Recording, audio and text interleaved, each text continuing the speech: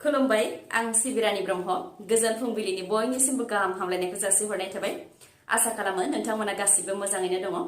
नोंथांमोननि थाखाय आं गोदान मोनसे भिडिअ लानानै फैबावबाय अन्नानै भिडिअखौ जोबजासिम नायलांदो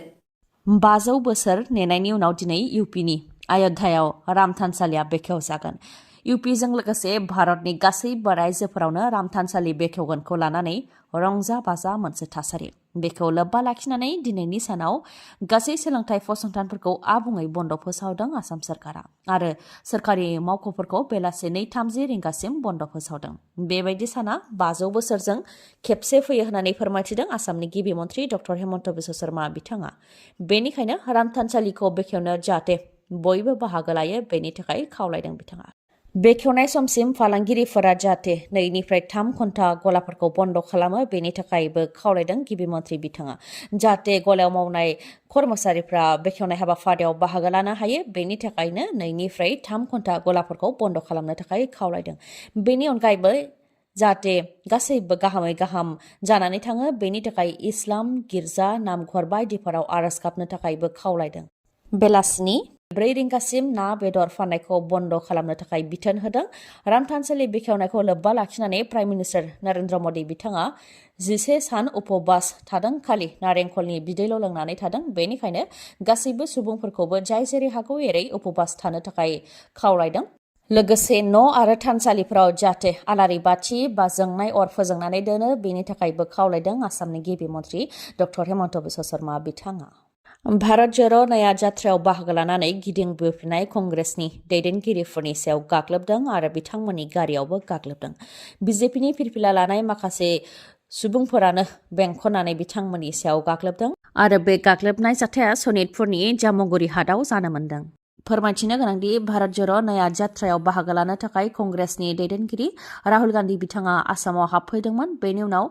जरहाट जानानै माजुलि फारसे थांदों आरो माजुलि जानानै अरुणाचल प्रदेश फारसे थांदोंमोन बेनिफ्राय फैफिननाय समावनो बिथांमोननि सायाव गाग्लोबदों कंग्रेसनिफ्राय फोरमायथिनाय बायदिब्ला बिजेपिनि मावथिफोरानो बिजेपिनि फिरफिला लानानै बिथांमोननि सायाव गाग्लोबदों कंग्रेसनि दैदेनगिरि जयराम रमेशनि गारिखौबो गाग्लोबदों बेनि अनगायैबो भारत ज'रो नया जात्रानि स्टिकार बिसिदों दै सारनानै होदों आरो भारत ज'रो नया जात्रानि हेंथा स्लगान होदों होननानै फोरमायथिदों बेनि अनगायैबो राहुल गान्धी गाखोनाय बासखौबो बेंखनदों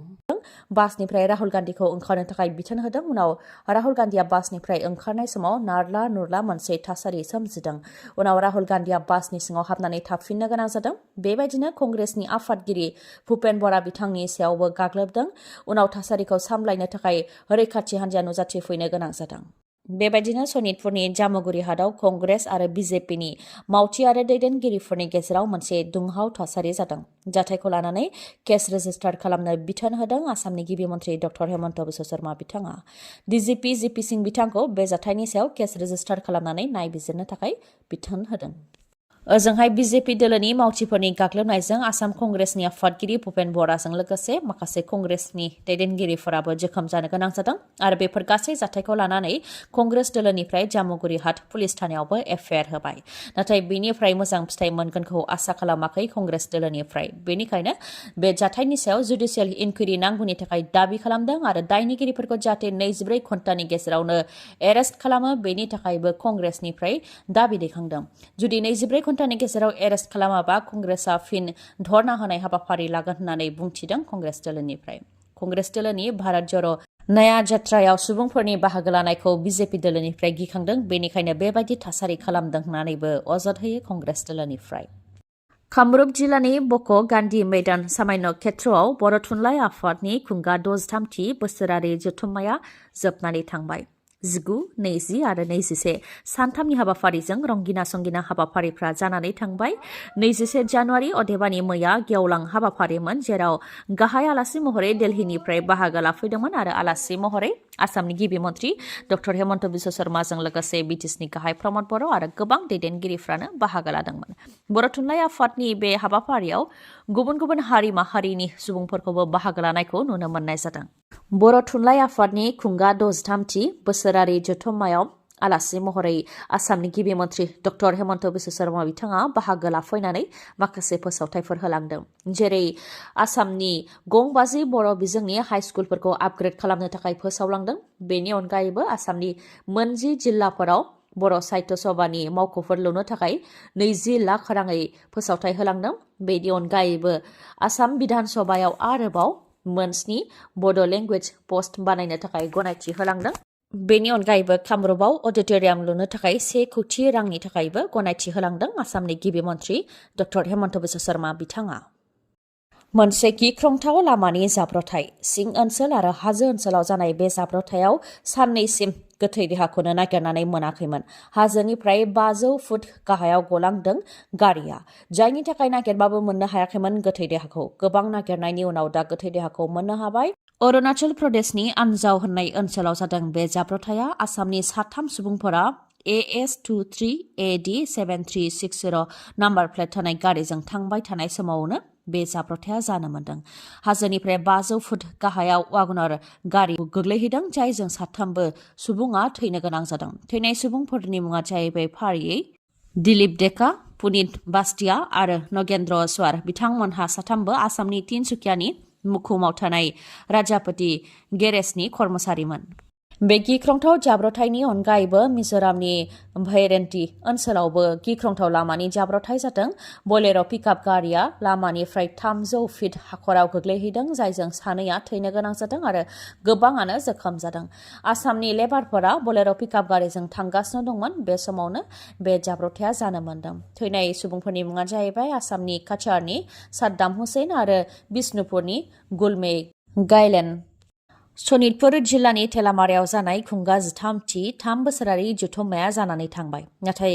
गौमा आरज गाबनाय हाबाफारियाव बाहागो लानो फैनाय सुबुंफोरा जाब्रथायजों मोगा-मोगि जानो गोनां जादोंमोन बेनिनो मोनसे जाब्रथायाव सासे सुबुङा थैनो गोनां जादोंमोन थैनाय सुबुंनि मुङा बिमल ब्रह्म बिथाङा ढेकियाजुलि हालामनि फैसना गामिनि थागिबिमोन खुंगा 13थि 3 बोसोरारि जथुम्मायाव बाहागो लानो फैनाय समावनो लामानि जाब्रथाय जानायजों बिथाङा जिउ खोमानो गोनां जादोंमोन बे जाथायखौ खौरां मोननायनि उनावनो रुंसारि जानाय नखराव दुलाराय बाथौ गौथुमनि गाहाय नेहाथारि मुस्रि गणेश दैमारि बिथांनि दैदेननायाव मोनसे हानजाया खौरां लाहैनायजों लोगोसे दुखुथिया नखरनो 1 लाख रांनि नोगोद अनसुंथाइखौ होबोदों बेनि अनगायैबो गुबुन मोनसे जाब्रथायबो जादोंमोन जेराव 21 सुबुंफोरानो जोखोम जानो गोनां जादोंमन हग्राजुलि हालामनि फानबारि गामिनि 21 सुबुंफोरा जोखोम जानो गोनां जादोंमोन बेनि सायावबो खौरां लानानै जोखोम जानाय सुबुंफोरनो अनसुंथाइ होनो खोथा होदों दुलाराय बाथौ गौथुमनिफ्राय AS13AC4927 नाम्बार थानाय गारिजों फैबाय थानाय समावनो लामा ससेयाव गारिया बेलथायफैदोंमोन जायजों 21 सुबुंफोरानो जोखोम जानो गोनां जादोंमोन बेनिनो 4 गोब्राबै जोखोम जादोंमोन उनाव गासैखौबो फाहामथायनि थाखाय देहा फाहामसालियाव थिसननो गोनां जादों बिथांमोननोबो अनसुंथाइ होनायनि खोथाखौ होदों दुलाराय बाथौ गौथुमनिफ्राय सालाकाटि ब्लकनि सिङाव थानाय हालादलाव बिपिएफनि गेदेर सुबुं गौमा एमसिएलए देरहासार बसुमतारीनि बानजायनायाव सुबुं गौमा हाबाफारि जादों जेराव आलासि महरै बाहागो लाफैदों हाग्रामा महिलारि बिथाङा आरो बे सुबुं गौमा हाबाफारियाव बिपिएफ दोलोनि गोबां मददगिरिफ्रानो बाहागो लानायखौ नुनो मोननाय जादों फैबाय थानाय लोकसभा बिसायख'थियाव माबोरै देरहासार जानो हागोन बेनि सायाव फर्मुलाखौ फोरमायथिदों हाग्रामा महिलारि बिथाङा फोरमायथिदों दि सासेखौ 3 भटार लाबोनो थाखाय बिबान होनाय जादों सासेया जुदि 3 भटार लाबोनो हायोबानो आरो बे फर्मुलाजों थाङोबानो बिपिएफ दोला देरहागोना रोखा होनानै बुंथिदों हाग्रामा महिलारि बिथाङा लोगोसे बिथाङा फोरमायथिबावदों दि लोकसभा बिसायख'थिनि थाखाय बिटिआरआव गासै 11 लाख भटारफोर दङ बेनि मादाव 6 लाखखौनो बिपिएफ दोला लाबोनो नांगोन बेनि थाखाय मोनफ्रोमबो बिधान सभा बियाबाव 1 लाख भट लाबोनो नांगोन होननानैबो बुंथियो हाग्रामा महिलारि बिथाङा बेबायदिनो बिथाङा लोकसभा बिसायख'थिनि थाखाय थागथियारि जानायनि सोमोन्दै फोरमायथिदों आरो गावसोरनि दोलोनि दाजाब दानख'नि सोमोन्दै मिथिहोदों बेनि अनगायैबो क'क्राझार जिल्लायाव इउपिपिएलजों बिपिएफनि दावहा जागोन आरो दरं उदालगुरियाव कंग्रेस आरो बिजेपिनि हेंथा बिपिएफ दोलोनि दावहा जागोन होननानैबो बुंथियो बिथाङा बिजनी कलेज र'डआव थानाय बागुरुम्बा टिभिएस श'रुमा फिन नोंथांमोननि थाखाय मेगालन खुंनो आखायाव लादों गोजोन्थों खौरां नङासै नोंथाङा जुदि टिभिएस कम्पानिनि स्कुटि बा मटर साइकेल बायनो सानदोंब्ला नोंथांनि थाखाय सनानि खाबु बियो मागो दमासि फोरबोजों लोब्बा लाखिनानै बिजनी कलेज र'डआव थानाय बागुरुम्बा टिभिएस श'रुमा मेगालन आरो स्पेसियेल अफार फोसावदों